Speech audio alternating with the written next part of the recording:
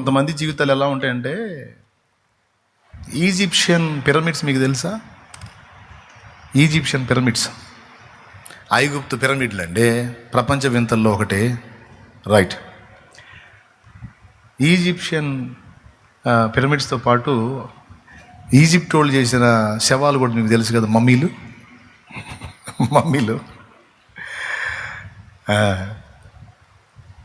ఒక సమయంలో ఏం జరిగిందంటే, ఒక రాజు కొడుకు అటు బాల్యంలోనే చచ్చిపోతాడు. అటు బాల్యంలో చచ్చిపోతే వాళ్ళు ఏం చేస్తారంటే, ఒక పెద్ద ఏరియాని సిద్ధపరచుకుంటారు ఈ శవాన్ని పెట్టడానికి. మామూలుగా 6 అడుగులు గుంట తీసి గుంటలో పెట్టడం కాదు, మనం చేస్తాం ఆ పని. వాళ్ళు అట్ట కాదు. రాజులు చనిపోతే, ధనవంతులు చనిపోతే ఆ డెడ్ బాడీని వాళ్ళు చెడిపోకుండా దాన్ని సిద్ధపరచడానికి రోజులు తీసుకుంటారు. రకరకాల లేపనాలు పూస్తారు ఆ బాడీకి. అయి పూసి అప్పుడు 5000 సంవత్సరాల క్రితం పెట్టిన ఆ బాడీసు ఇప్పటికంతే ఉన్నాయి. ఐగుప్తు మమ్మీలు, ఈజిప్ట్ మమ్మీలు. అర్థమైందా? ఆ బాక్స్ మూత ఓపెన్ చేస్తే డెడ్ బాడీలు అంతే ఉంటాయి. అప్పుడెప్పుడో భూస్థాపన చేసినాయి. ఆ భూస్థాపన అంటే భూమిలో పెట్టినవి కాదు, ఆ బాక్సుల్లో పెట్టి భద్రపరుస్తారు. వాళ్ళు వాటికి లేపనాలు పూస్తారు. ఐగుప్తులో యాకోబు చనిపోయినప్పుడు, యోసేపు తండ్రి అయిన యాకోబు చనిపోయినప్పుడు కూడా ఆయన్ని చాలా రోజులు సుగంధాలతో సిద్ధపరిచారట, ఆ బాడీ ఖరాబ్ కాకుండా. అలాగా ఈ యువరాజు చనిపోయినప్పుడు ఎందుకు వాళ్ళు అలా చేస్తారంటే, అలా బాడీని లేపనాలు పూసి సిద్ధం చేసి, ఇది ఒక్కటేనండి నేను ప్రార్థన చేస్తా, మనసు పెట్టినండి, అది అప్పటి బాడీస్ అయి అట్లా వాటికి అన్ని రకరకాల పూసి బాడీ ఖరాబ్ కాకుండా అది బాక్సులో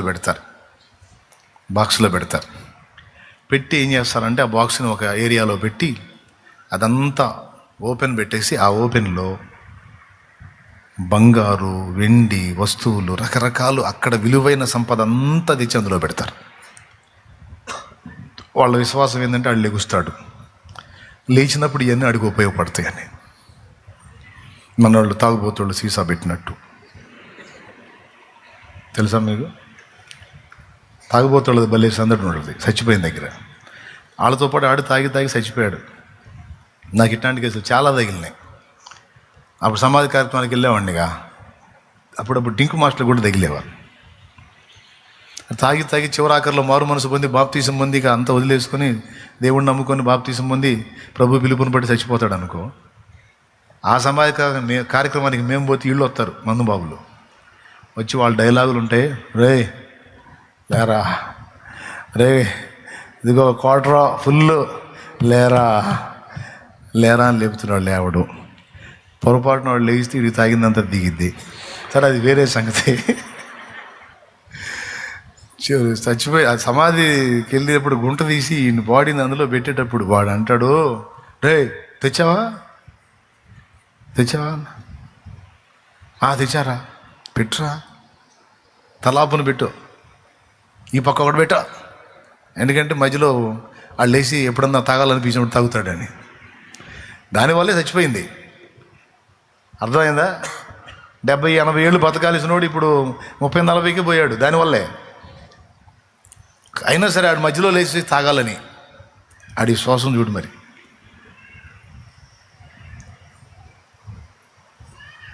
వీళ్ళు కూడా అట్లా ఆ నిధి, వాళ్ళ దగ్గర ఉన్న సంపద అంతా దాచిపెడతారు ఆడి దగ్గర, ఆ డెడ్ బాడీ దగ్గర.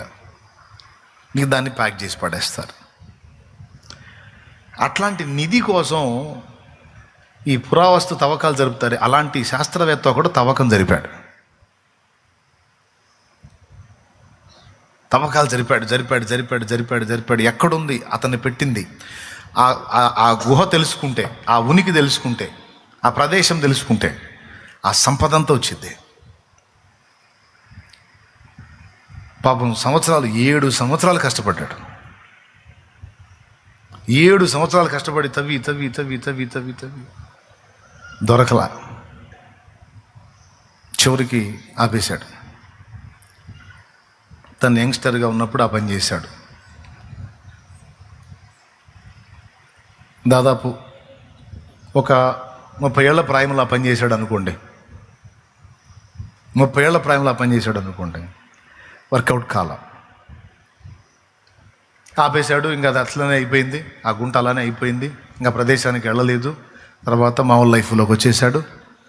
40 ఏళ్ళు గడిచింది. ఎన్నేళ్ళు?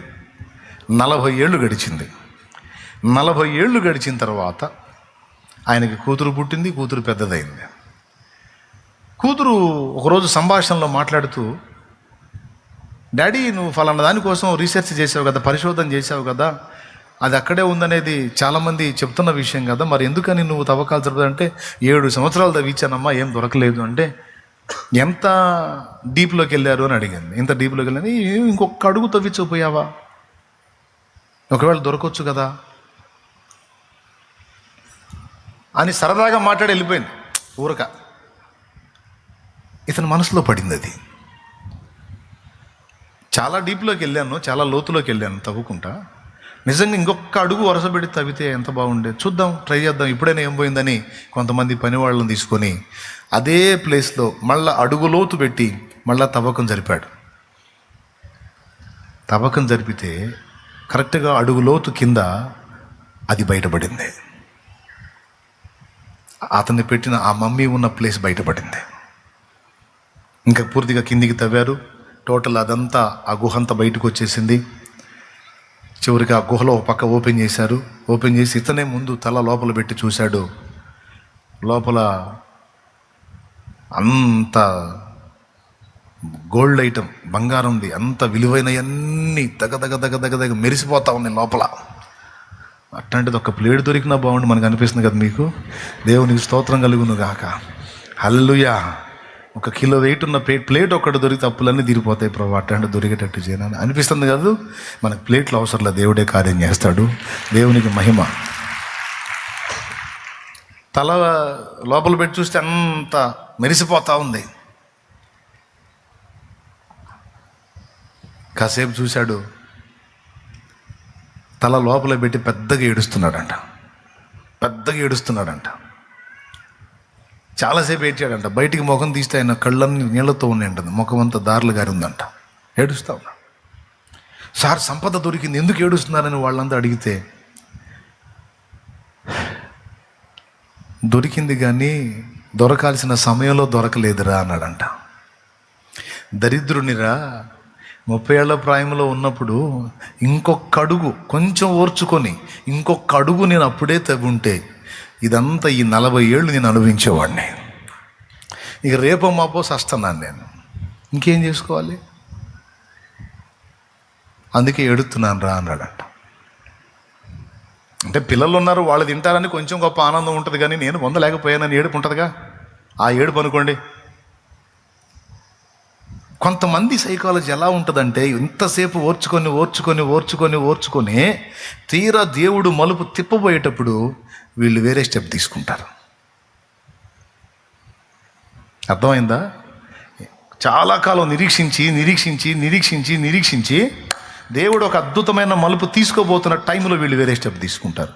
ప్రాణాలు తీసుకోవటమో, లేకపోతే ఇంకొక టైపుకి దిగజారిపోవటమో, ఇంకొక దానికి ఇదైపోవటమో, ఇంకొక తప్పు మార్గానికి వెళ్ళిపోవటమో, ఏదో ఒకటి రాంగ్ స్టెప్ తీసుకుంటారు. నేను ఈ మాట మీకు ఎందుకు చెప్పానంటే, కాలాలు సమయాలు దేవుడు తన స్వాధీనంలో తీసుకొని ఉన్నాడు. చాలా కాలం గడిచిపోయిందని నువ్వు అనుకోవచ్చు.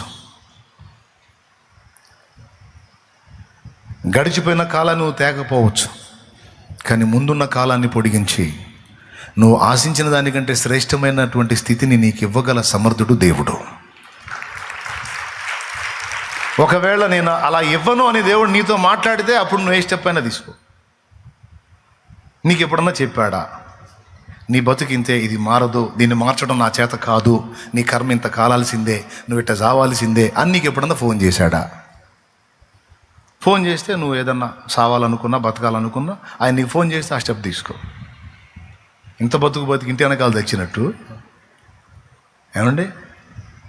అట్లాంటి పనికిమాలిన పనులు, పనికిమాలిన ఆలోచనలు చేయొద్దు, పనికిమాలిన నిర్ణయాలు చేయొద్దు. తీరా దేవుడు కార్యం చేయబోయేటప్పుడు కొంతమంది దేవుడిని వదిలేసి లోకంలో కలిశారు. తీరా కార్యం చేసి దేవుడు మలుపు తిప్పబోయే టైంలో ప్రాణం తీసుకున్నారు. తీరా దేవుడు కార్యం చేయబోయేటప్పుడు దాన్ని వదిలేసి వెళ్ళిపోయారు. సేవకులు కూడా కొంతమంది అట్లనే తేడా పడ్డారు. అందరికీ చెప్తున్న ప్రేమతో, జాగ్రత్త. దేవుడు ఏ రోజున ఏ మలుపు తిప్పుతాడో నీకు తెలియదు. భక్తులందరూ చేసింది ఏంటంటే, వాళ్ళు ఎదుర్కొంటున్న పరిస్థితుల వైపు కానీ అభ్యంతరపరుస్తున్న వ్యక్తుల వైపు కానీ చూడకుండా అన్నిటినీ బ్యాలెన్స్ చేసి అన్నిటినీ తమకు అనుకూలంగా మార్చగలిగిన దేవుని వైపు వారు దృష్టి నిలిపారు. ఎటు దృష్టి నిలిపారు? దేవుని వైపు వాళ్ళు దృష్టి నిలిపారు. అందుకే విజేతలుగా నిలబడ్డారు. మనందరికీ సాక్షులుగా పరిగణించబడ్డారు. నీకేమర్థమైంది? నిరాశ నిస్పృహలు ఆవరించినాయా? కృంగిపోయి ఉన్నావా? వదిలే. చెప్పు, నీ భవిష్యత్తు ఎవరి చేతిలో ఉంది? ముందే చూశాడా? రైట్. నీ బిడ్డల భవిష్యత్తు, నీ ఇంటి వారి భవిష్యత్తు ఉందని నీకు నమ్మకం ఉందా? దాన్ని ఏ మలుపైన తిప్పగల సమర్థుడు ఆయన అనే విశ్వాసం ఉందా నీకు? అట్లయితే మోకాళ్ళుని ఆయన వైపే చూడడం. ఆమె